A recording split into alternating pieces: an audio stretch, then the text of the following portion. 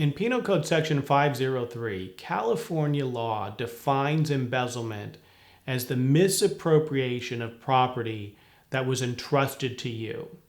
So it applies in a situation where you had legitimate and lawful possession of the property at one time, but then you did something illegally with it. And the classic common sense example is an employee at a store who takes cash from a customer and is responsible to go deposit this money in their employer's bank account. But instead of doing that, the employee pockets the money. Or to give a less formal example, suppose that you go and you borrow your neighbor's car and you say, hey, can I borrow your car for just a few minutes? I'm just going to run down to the store. But you never give it back. You drive to another state and strip it for parts and sell the car. Well, the neighbor calls the police and says, hey, so someone just stole my car.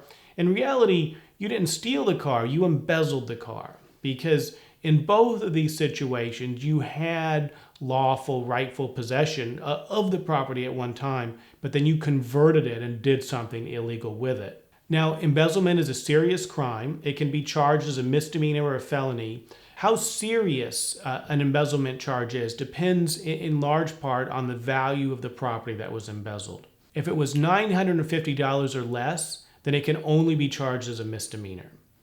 But if it was more than $950, then it could be charged as a felony, and the person could be looking at up to 4 years state prison, sometimes more if it was a really large amount that was embezzled. But the worst aspect of being convicted of embezzlement is that it goes on your record.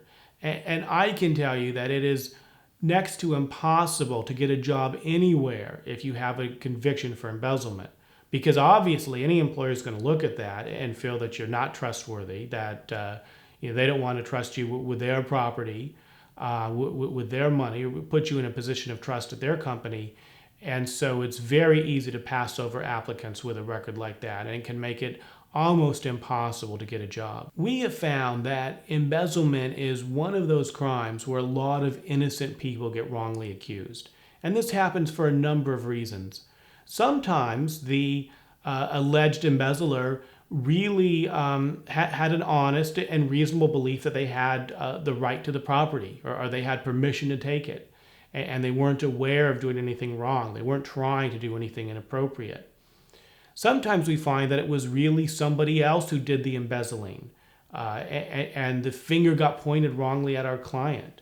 And we've seen that in many situations when, let's say, there's multiple employees at a store who have access to the computers or the cash register or the safe, and the finger gets pointed at our client, but really it was another employee who did it. And sometimes we have a situation where the evidence is overwhelming that our client did embezzle the money or property, and maybe our client confesses. But even in those cases, a lot of times we're able to work out an informal resolution where we agree to repay the money, we agree to pay restitution in exchange for ultimately getting the charges dropped. Here at Schaus Law Group, we have had a great record of success over the years in defending clients who have been charged with embezzlement and ultimately helping them to get their charges reduced or dismissed and keeping their records clean.